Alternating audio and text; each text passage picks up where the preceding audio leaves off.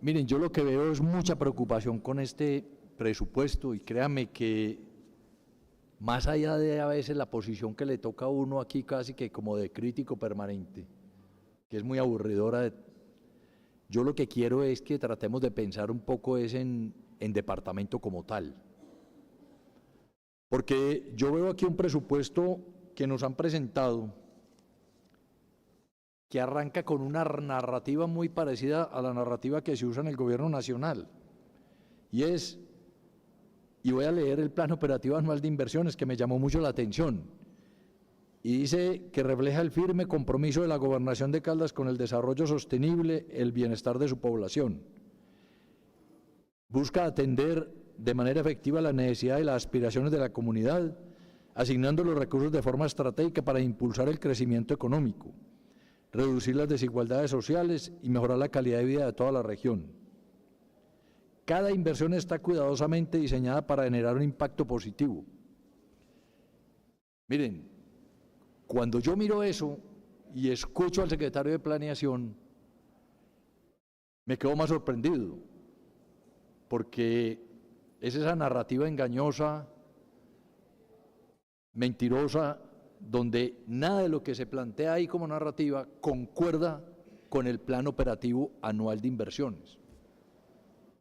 Y es muy triste, lo decíamos tal vez en la sesión pasada, que nosotros estemos viendo un departamento que viene decreciendo presupuestalmente. Ayer lo decía el mismo secretario privado, tenemos un presupuesto en decrecimiento. Sí, el presupuesto está decreciendo de manera real, está decreciendo en menos del 8.9%, cuando uno deflacta, porque eso es lo que tiene que hacer sobre todo un secretario de Hacienda y un secretario de Planeación serios, tienen que tener en cuenta que es que esto tiene que ser con cifras deflactadas. A mí, y me preocupa mucho más cuando yo veo que no solamente estamos muy bajos de presupuesto y no tenemos recursos, sino que esos escasos recursos se asignan mal asignados. Es decir, son recursos que se están asignando para generar un gran gasto público, pero muy poca inversión real en formación bruta de capital. Y ustedes me han oído hablar mucho el cuento de la formación bruta de capital, y mucha gente me dice, ¿eso qué es? Voy a tratar muy rápidamente de decirles, mire, yo tengo 2 familias con 2 casas, y eso fue muy típico en Manizales, en donde se desarrollaron muchos barrios de la ciudad. Y tengo una familia con 3 habitantes y 3 millones de ingresos. Y al lado tengo otra familia con 3 padre, madre, hijo y 3 millones de pesos de ingresos. Y tengo una vivienda de una sola planta. La familia A, pues su plata no le alcanza porque se dedica a gastar y a salir y a ir a fiestas y a gastar en una cosa y a gastar en otra cosa. La familia B, muy juiciosa, se dedica a generar un ahorro y va ahorrando platica de esos 3 millones de pesos, sean 100.000 pesos, sean 200.000 pesos. Y después, con la capacidad de ese padre y de esa madre, y seguramente con la ayuda del hijo, empiezan a construir su segunda vivienda, su segundo piso, y construyen su segundo piso. Este de aquí no le alcanza porque toda se la gasta, pero este de aquí construye su segundo piso. Cuando terminan de construir su segundo piso, los señores dicen, me paso a vivir al segundo piso y mi primer piso lo dedico a otro negocio. Es decir, genero otra nueva fuente de ingreso en ese hogar. La pregunta es, cuando yo ahorro e invierto, ¿qué vale más? ¿La casa de la familia A o la casa de la familia B? ¿En cuánto fui capaz de triplicar esa inversión? Y aquí es lo mismo que ocurre en el departamento, es lo mismo. Si yo no asigno los recursos adecuadamente, si yo además solamente me centro en mi ejecución presupuestal, pero no le hago caso a los índices de pobreza multidimensional y empiezo a asignar los recursos de forma que yo genere crecimiento económico, genere inversiones en actividad productiva, pues no voy a tener la capacidad de generar más recursos, más impuestos, más recaudo, más dinámica económica. Entonces, cuando uno mira este presupuesto, a uno le llama mucho la atención, porque este es un presupuesto, primero, mire, y no es casualidad, es producto de la causalidad. Y la causalidad hay que mirar lo que es lo que me llama la atención, que nunca hemos visto aquí en las socializaciones ni en nada, es cómo es el comportamiento de las rentas y de los gastos en un periodo de tiempo largo y cómo es la proyección que se tiene en el plan de desarrollo para los próximos años. Entonces, cuando yo no miro ni mido, pues no gerencio, porque no tengo cómo gerenciar. No gerencio. Entonces, yo necesito tener indicadores, pero con tendencias para saber qué es lo que le está pasando a mi presupuesto, por qué estoy cayendo presupuestalmente y por qué cada vez yo estoy cayendo más en la dependencia de las transferencias de la nación. 91.5% del presupuesto son rentas de destinación específica o son Sistema General de Regalías o de la Nación o de destinación específica. Solamente el 8.5% son recursos de libre destinación. 78.000 millones de pesos. Amigos, 78 mil millones de pesos de rentas de libre destinación para un departamento no es nada. Para 27 municipios, nada. Es absurdo.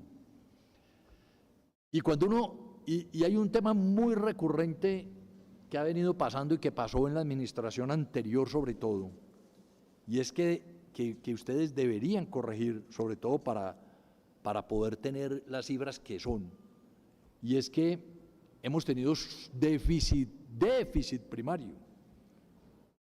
Tuvimos el 2022 y en el 2023, 6.659 millones, lo dice el informe de viabilidad fiscal del Ministerio de Hacienda y Crédito Público. ¿Que lo cubrimos con qué? Con algo que decía de pronto Jair, que yo creo que Jair tiene una pequeña equivocación en lo que es recurso del balance y lo que es libre destinación. Lo cubrimos con recursos del balance. ¿Y por qué? Porque hubo una mala ejecución.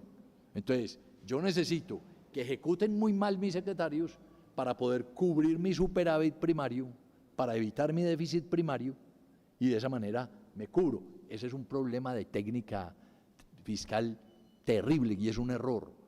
Y si ustedes se dejan meter en eso, vamos a seguir por la misma senda hacia abajo. Entonces, yo quiero es invitarlos a que le pongan más técnica al tema y nos den más luces a nosotros en el momento de la discusión en primer debate de cómo son las tendencias que tiene cada una de esas partidas de este presupuesto y cómo las estamos abordando. Porque 78.000 millones de pesos no es nada. Yo le he dicho a John Alexander 1000 veces, si no se dan la pela de hacer un plan de saneamiento fiscal y financiero, no van a generar recursos. Es que los recursos están, lo que pasa es que hay que crearlos, hay que generarlos, hay que sacarlos. Entonces, cuando uno mira esa distribución que hacen por secretaría, uno dice, uy, estamos más, yo no he visto una incoherencia igual y una inconsistencia igual. No estamos atendiendo las reales necesidades de nuestras comunidades, ni los indicadores de planeación nacional, ni nuestros indicadores. Estamos atendiendo quizás, desgraciada y desafortunadamente, la voracidad de una estrategia politiquera y clientelista que solamente genera un presupuesto que va a beneficiar a unos cuantos, y ya les voy a demostrar por qué. Mire, los índices de pobreza multidimensional, esto que le gusta tanto a David Len, que lo habla tanto y David Len lo maneja, pero mírelo, David Len, y verá la importancia de cómo uno tiene que ser consistente y coherente entre cómo invierte los recursos, ¿para qué? Para impactar estos indicadores. Pero usted mira ahora la presentación de educación. ¿Cuál es el indicador más malo que tenemos nosotros? Trabajo informal, bajo logro educativo, desempleo de larga duración, rezago escolar. Y usted se sienta a mirar el análisis que hizo el secretario Y uno dice, santo Dios, qué poco creemos nosotros en lo que tenemos para asignar tan pocos recursos a formación de docentes, a trabajos pedagógicos. Entonces, esa inversión que está haciendo educación, realmente la estamos focalizando en mejorar los indicadores. Es que esto es lo que sí lucha contra la pobreza. Estos indicadores son los que nos van a decir si lo mejoramos, si estamos luchando contra la pobreza y la desigualdad de nuestro municipio en Caldas. Entonces, a mí me preocupa mucho, y mucho más cuando usted ve, por ejemplo, un presupuesto donde educación no se le asigna un solo recurso, salud tampoco, y se dirá, es que tienen todo el sistema general de regalías. Sí, seguramente sí. Pero es que si no hacemos más esfuerzo o no focalizamos mejor el esfuerzo o los recursos que ellos tienen, no vamos a salir de la pobreza. Cuando usted mira una Secretaría de Desarrollo, Empleo e Innovación, a la que no le crece el presupuesto que plantean es cero, uno dice, señores, no estamos apuntándole al crecimiento económico, no le estamos a la formalización del empleo, no le estamos apostando a la riqueza. Entonces, ¿cómo vamos nosotros a luchar para lograr esa felicidad de la que tanto habla el gobernador? O eso que dicen aquí en esta narrativa que nos montaron y con todos estos cuentos. Entonces, a mí me preocupa mucho porque además, mire, me preocupa mucho porque miro el gasto público social. Y yo quisiera que por favor esto lo revisaran muy bien y lo analizaran, porque aquí vienen y nos dicen es que el gasto público social está creciendo. Y cuando yo miro las cifras y entro a los indicadores, ahí sí que quedé preocupado. Miren, y yo creo que ustedes deberían hacer una revisión, y esto no es un tema de ERP, este es un tema simplemente de contabilidad y de manejar bien las cosas. El ERP es importante, va a ser fundamental, pero no lo que tienen montado.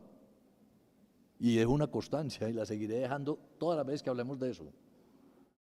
Y espero que a Henry no se le devuelvan las palabras que dijo aquí, cuando dijo que los 12.000 millones que se perdieron de vivienda, lo cual es cierto, y que además estoy de acuerdo con lo que él dijo, son una infamia. Dios quiera que los 40.000 millones, porque no son 12.000, eso va a valer 40.000 en el 2027, no estemos diciendo nosotros que infamia como se despilfarraron los recursos públicos. Por una pésima decisión, ni siquiera con visión estratégica. De hecho, me sorprende que un secretario diga, voy a contratar 50 millones, un software. Santo Dios, entonces, ¿dónde está la articulación, la integración, la estrategia de TI o de tecnologías de información, del desarrollo del software? ¿Dónde está? Si cada uno por su lado sigue montando software, si cada uno por su lado sigue manejando Excel, esto nunca va a tener solución. Entonces, miren, cuando ustedes hablan del gasto público social, ustedes calculan, yo lo tengo por aquí, ay, eso sí que me, ustedes hacen las cuentas del gasto público social y resulta que yo voy a una plataforma que es del DNP, que es de la Dirección del Departamento Nacional de Planeación, lo que tiene que ver con la Subdirección de Distribución de Recursos Territoriales, ¿sí? Y yo miro ahí educación, salud y agua potable y veo que lo que tiene proyectado para el 2025 es muy distinto a lo que tiene proyectado y lo que tiene la ordenanza, y lo que tiene proyectado el presupuesto 2025. Es más, hay una diferencia de 24.000 millones. Qué bueno saber cuál es la razón.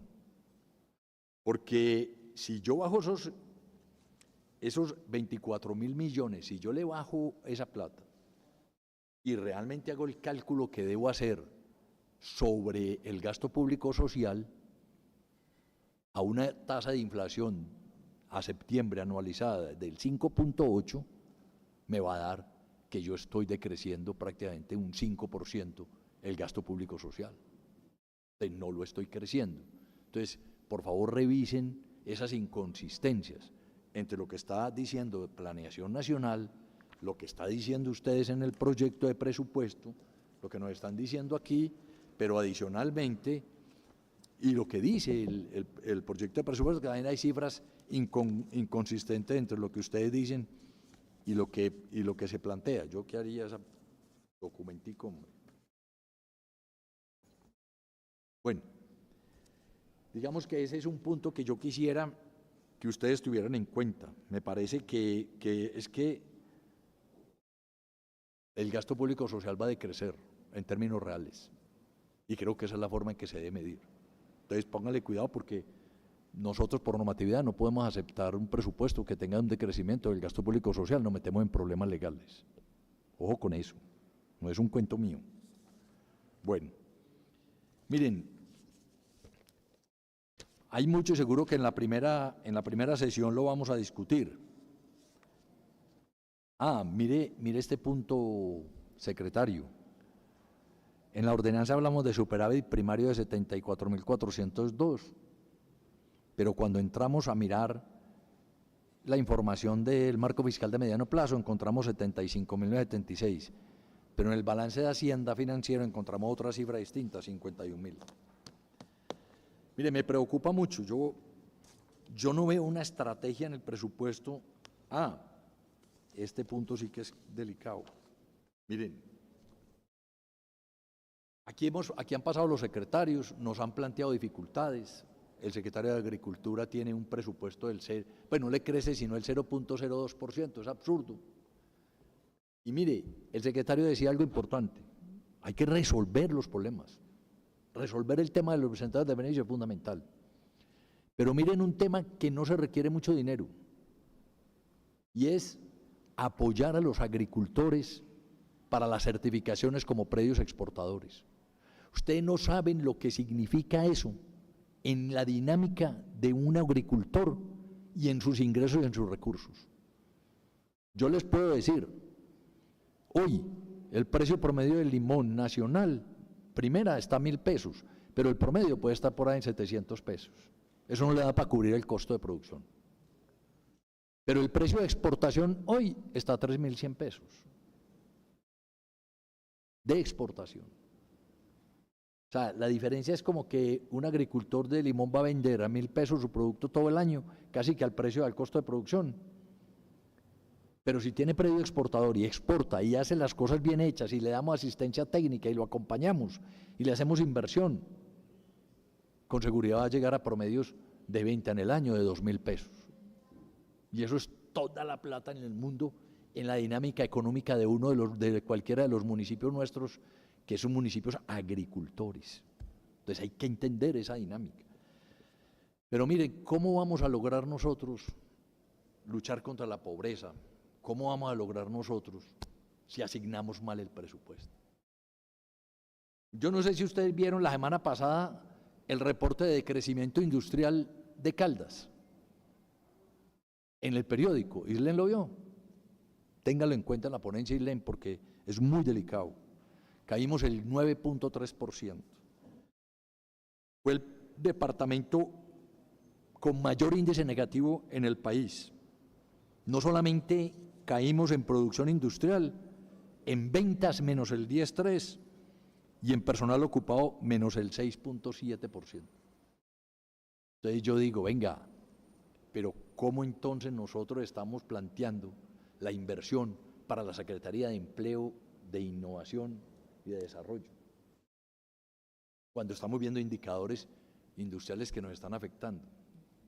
¿Cómo estamos nosotros haciendo para tomar las decisiones? Y miren, y me voy para un caso que yo lo había dicho tal vez en el plan de desarrollo, y a mí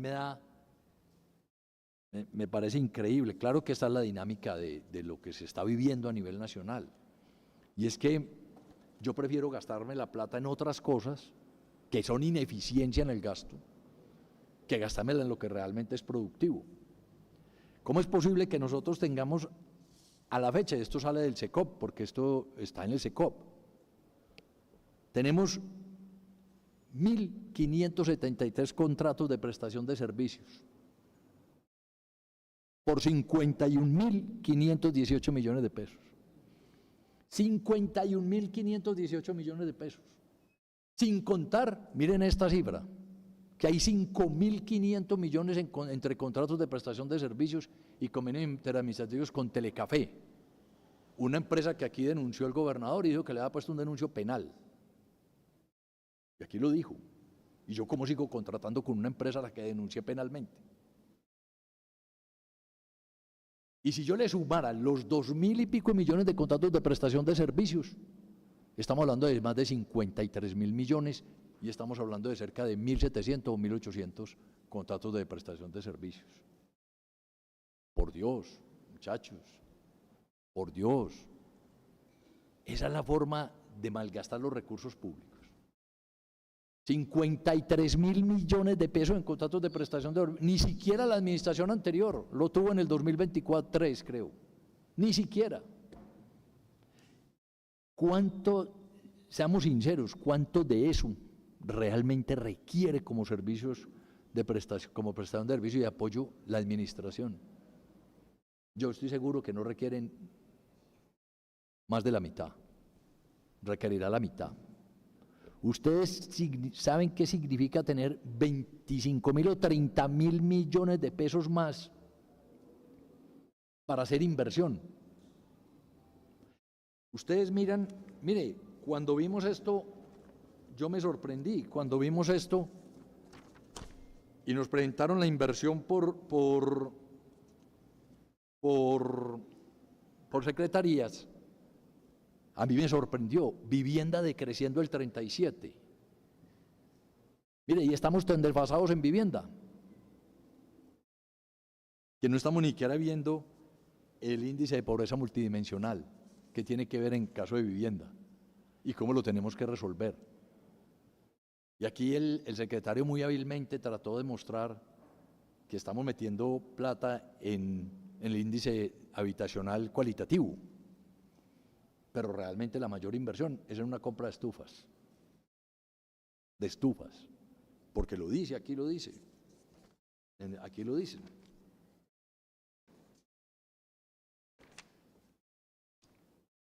Implementación de estufas coeficientes en el departamento de Caldas, 3.057 millones. Y realmente le estamos invirtiendo a mejoramiento de las condiciones de habitabilidad para reducir el déficit, 727 millones.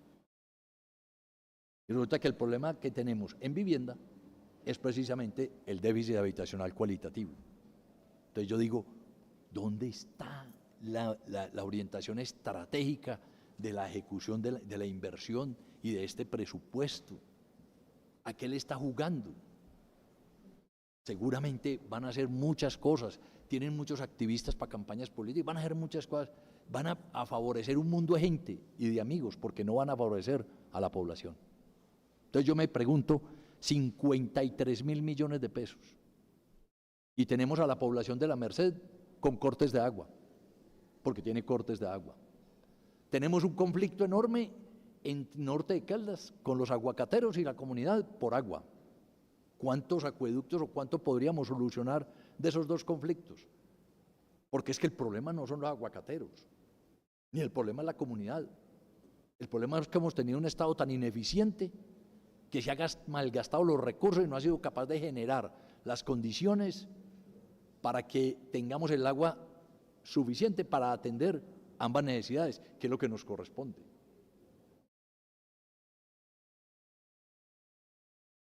A uno le duele ver la inversión en población de discapacidad, precaria. La mostró la Secretaría de Salud ayer. Precaria. Las juntas de acción comunal, 80 millones. Las comunidades NARP, las comunidades, las juventudes. Por Dios, ¿cuánta plata le estamos metiendo a esos grupos de interés? Mínimo, mínimo. Casi que nos estamos burlando de ellos. Y los recursos los estamos gastando y malgastando en 1.700 contratos de prestación de servicios por 53.000 millones de pesos. Miren, voy más allá. Doctora Marisa, atendiendo el reglamento, creo que me va a tomar el tiempo adicional. Gracias. Miren, yo les hago una pregunta. 25.000 millones de pesos al año que yo lograra liberar o 30.000. Perdón, por reglamento, entonces tiene 10 minutos más. Gracias. Entonces, ustedes se imaginan lo que significarían 30.000 millones de pesos más anualmente para apalancar, por ejemplo, recursos para terminar el aeropuerto del Café. Que eso sí nos transformaría a nosotros como territorio y como región.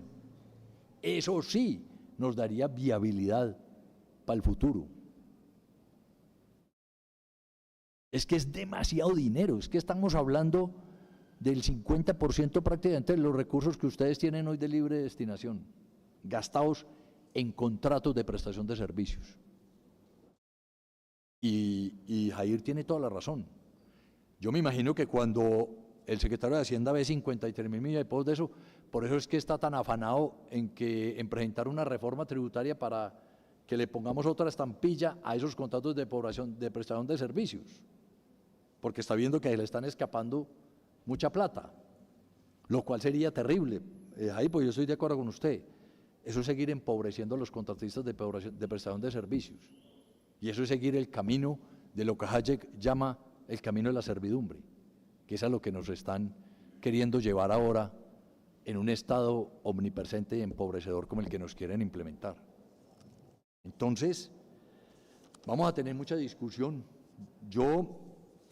También hay un tema que quiero que por favor la secretaria jurídica y Hacienda, me imagino yo, hay otro de los tantos temas, pero hay un tema importante que yo quisiera que tuvieran en cuenta, y es que en el informe de Hacienda, de vigencia, de viabilidad fiscal y territorial, ellos dejan al final una constancia sobre la importancia de aprovisionar los recursos para el pago de las demandas. La secretaria nos habló de los 18.000 millones de pesos, ¿cierto? Y qué bueno conocer, yo aquí tenía varias preguntas. Primero, por ordenanza 862 del 2019, el Fondo de Contingencias de la Gobernación se creó, ¿cierto? Entonces, qué bueno saber cuántos recursos cuenta ese fondo actualmente, con cuántos recursos. ¿Cuál ha sido la cuantía de los giros anualmente desde que se creó, que se le ha llevado a ese fondo? ¿Sí? Desde su creación, como lo dice el artículo 3. Y qué bueno conocer un poco cuál es el criterio que aplica la Secretaría Jurídica para determinar cuáles de todos los procesos que usted tiene, que son mucho más de 18.000, ¿cierto? ¿Cómo es que usted determina el grado de contingencia o no de cada proceso? Yo sé que eso ahí hay una fórmula, pero qué bueno que nos la muestren a todos.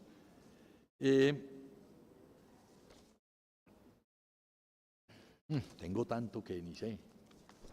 Miren, yo sinceramente les quiero decir nuevamente, miren, hay otro tema que yo quisiera que el secretario de Hacienda aprovechara esta oportunidad y se diera en la pela.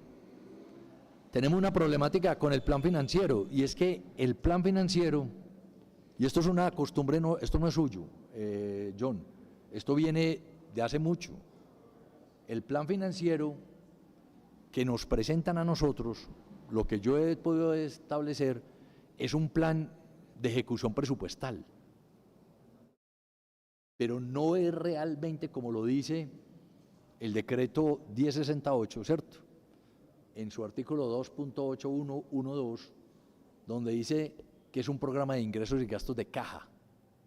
Y eso es fundamental, porque usted sabe muy bien que una cosa es ejecución presupuestal y otra cosa es flujo de caja, el recaudo, mis ingresos y los gastos que realmente ejecuté.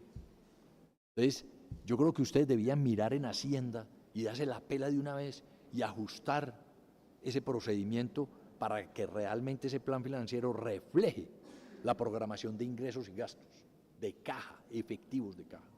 Y eso les va a dar mucha mejor posibilidad de tener una muy buena visión para tomar a tiempo los correctivos que necesiten tomar en la dirección que corresponda en cuanto a control del gasto y del ingreso y del recaudo.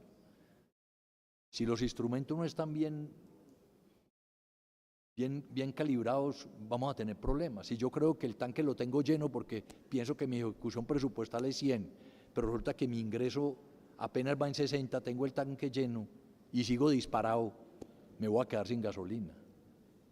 Entonces, me parece que es importante que ustedes hagan ese análisis, esa valoración allá al interior. Pues tengo muchas cosas más para decir, Presidenta, pero las diré en la comisión y en la plenaria de la discusión.